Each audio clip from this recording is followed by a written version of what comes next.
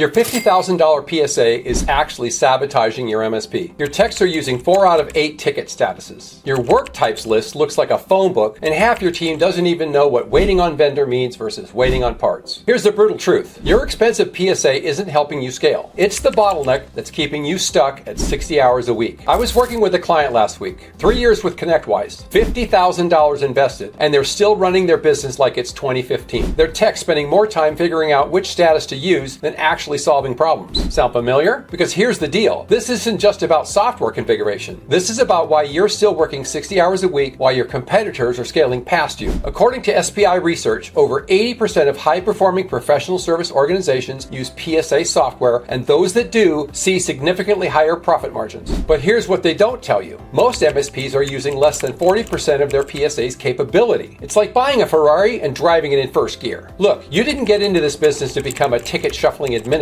You got into business to build something. Right now, your PSA is the bottleneck between where you are and getting to the next level. And the crazy part, it's completely fixable. In the next few minutes, I'm going to show you exactly why your PSA feels like a glorified notepad, and I'm going to give you the exact framework I use with my clients to turn their operational chaos into a systematic machine that actually works. We're going to cover the IT service basic rules that change everything, how to simplify your work types so your technicians can actually use them, and why you need to stop using your service board for sales opportunities. But first, let me show you what this really costs you. Main point number 1, the status explosion problem. Here's something that'll make your head spin. I was working with a client last week, 10-person MSP, been using ConnectWise for 3 years. I pulled up their ticket board and I counted the statuses. 19 different statuses for tickets. I asked the owner, how many of these your techs actually use? He didn't know. Think about that for a second. He's paying for a system and he doesn't even know if his team is using it properly. So we looked at the data. We pulled the reports. You know how many statuses they were actually using? 4, maybe 5 on a good day. The other 14? Digital clutter, dead weight, confusion generators. And here's what that confusion's costing you. According to Rev.io, poor PSA configuration leads to billing delays, reporting blind spots, and frustrating redundancies. Your techs are spending 5 minutes per ticket just trying to figure out which status to pick. 5 minutes doesn't sound like much, but multiply that by 100 tickets a week and you've lost over 8 hours of productive time. That's a full workday gone just because your status list looks like War and Peace. But it gets worse. When your techs don't know which status to use, they pick randomly, or they default to the same one. Now your reporting is worthless. You can't see the bottlenecks. You can't track SLA properly. You're flying blind and you're wondering why your business feels chaotic. It's like trying to navigate with a compass that has 37 different norths. You're going to get lost. Here's my rule, and this is what I implement with every MSP I work with. 4 priority levels. P1, P2, P3, P4. Everything hits the board as P4 unless there's something about it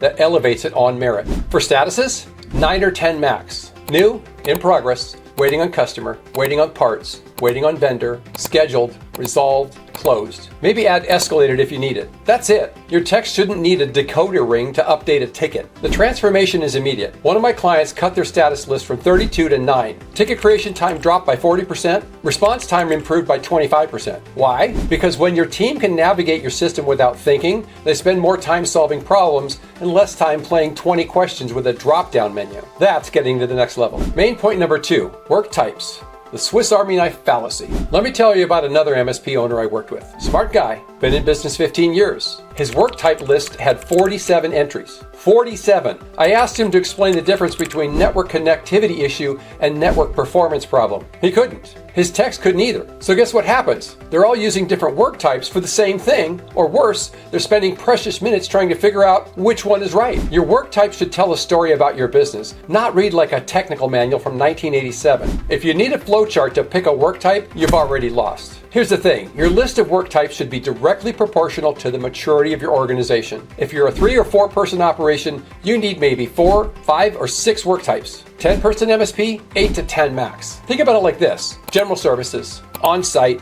after hours, emergency, project work, preventive maintenance. Maybe add remote support and training if they're really significant parts of your business. Done. That's all you need. Anything more than that, and you're not adding precision, you're adding paralysis. I had a client who insisted they needed granular work types for billing accuracy. We need to know exactly what kind of work we're doing, he said. So I asked them to run a report. Turns out, 80% of their tickets fell into just 3 categories anyway. The other 30 work types, they were capturing 20% of the work, but causing 80% of the confusion. Classic Pareto principle, but backwards. When we simplified their work types to 8 core categories, something magical happened. Not only did ticket creation speed up, but their billing actually became more accurate. Why? Because when your techs understand the categories, they use them correctly. When they're confused, they guess. And wrong guesses lead to wrong billing, upset customers, and revenue leakage. Rev.io found that manual time entry and disconnected billing systems often led to significant revenue leakage in MSPs. That's exactly what we're talking about. Main point number 3, issue types, the granularity trap. This one drives me absolutely crazy. I see MSPs with 75 different issue types. 75! And then subtypes and sub-subtypes. It's like they're trying to map the human genome, not categorize IT problems. Your techs look at this list and their eyes glaze over. They either pick the first thing that's close enough, or they spend 10 minutes playing 20 questions with a drop-down menu. Here's what nobody's telling you about issue types. The more granular you get, the less useful your data becomes. Sounds counterintuitive, right? But think about it. If you have 75 categories with 3 tickets each, what insight can you draw? Nothing meaningful. But if you have 10 categories with 25 tickets each, now you can see patterns. Now you can make decisions. Your issue should, again, be directly proportional to the maturity of your organization. 10 issue types, maximum. Network, server, workstation, line of business app, email, security, hardware, software, user training, maybe a couple others. If you absolutely need subtypes, keep it to 2 or 3 per main category. But honestly, you probably don't need them. I worked with an MSP that had separate issue types for every single error code in Windows. I'm not kidding.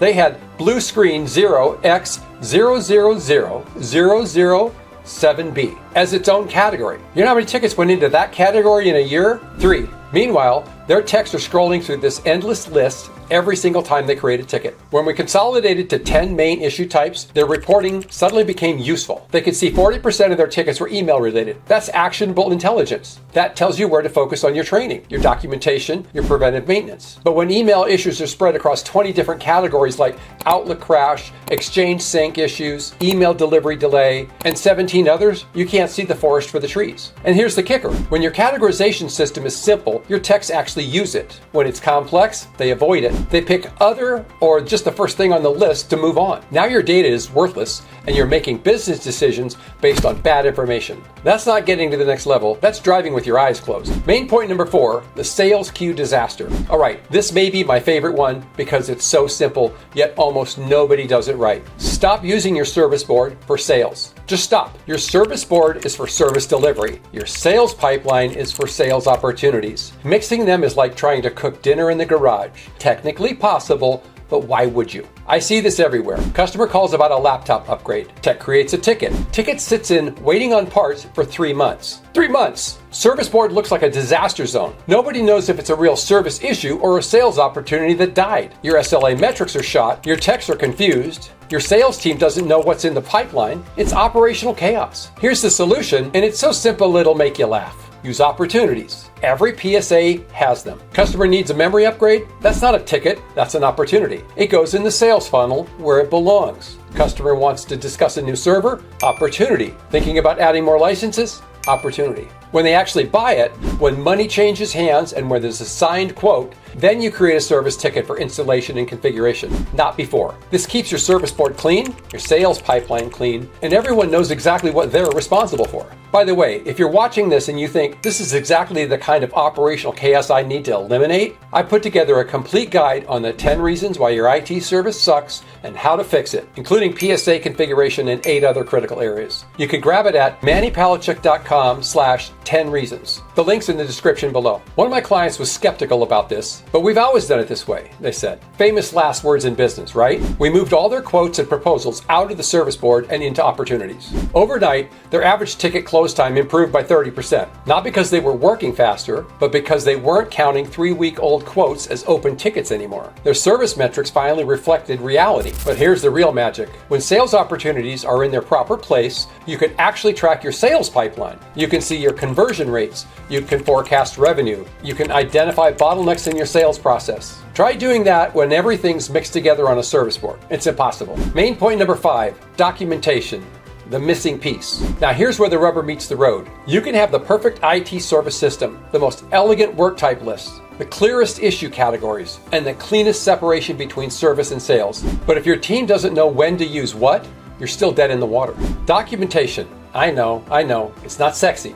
It's not exciting. But it's the difference between a business that scales and one that stays stuck. You need a run guide, one document, maybe 2 pages. These are our statuses. This is what they mean. This is when you use them. Same for work types, issue types, and priorities. I'm not talking about a 100-page manual that nobody will read.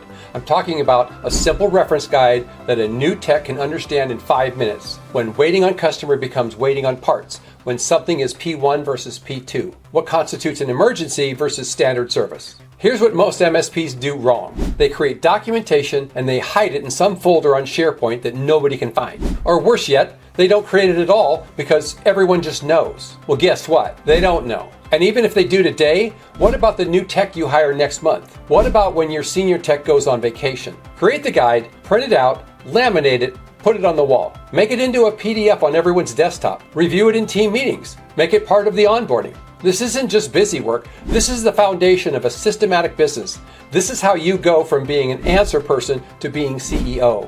When one of my clients finally documented their PSA processes, ticket handling time dropped by 25%. Not because they changed anything about how they work, but because everyone was finally on the same page. No more guessing, no more, I thought it meant this, no more inconsistency, just smooth, predictable operations. That's what gets you to the next level. Look, everything I just told you, the 4 status rule, simplified work types, consolidated issue types, proper use of your opportunities, documentation. This isn't rocket science. But here's the thing, PSA configuration is just one piece of the puzzle. Because even with a perfect PSA configuration, if you don't have the right processes, the right team structure, and the right leadership system in place, you're still going to be stuck working in your business instead of on it. Your PSA should be the operational backbone of your business, not another source of chaos. When it's configured right, it disappears into the background. Your team just uses it. Data just flows. Decisions just get made. Business grows. But when it's a mess, it's like trying to run a race with your shoelaces tied together. I promise you, if you take the time to fix this, even if it just means staying late one night, even if it means pushing through when you'd rather be doing anything else, your business will run smoother. Your techs will be happier. Your customers will get better service. And you might actually make it to your kid's next recital without your phone blowing up. The choice is yours. Keep drowning in operational chaos or take control and build the systematic business you deserve. Because at the end of the day, this isn't about software. It's about building a business that serves you instead of you serving it. That's getting to the next level. Now that you understand how to stop your PSA from sabotaging your growth, you need to know how to build a systematic business that actually scales without you. But here's the kicker. You can have the most perfectly configured PSA on the planet, but if your team doesn't know how to use it, if they're all doing things their own way, you've just automated chaos. A fool with a tool is still a fool. In the next video, I'll show you why heroic techs are actually sabotaging your scalability and how to implement the IT service run guide to get consistency, not just activity. Be sure to watch it because a tool without a process is just a toy. If you really want to get your service ops in order, you should check out my Agile Service Delivery Masterclass at mannypalachuk.com/agile. What I covered here is a drop in the bucket, but this course, it's the full Manny.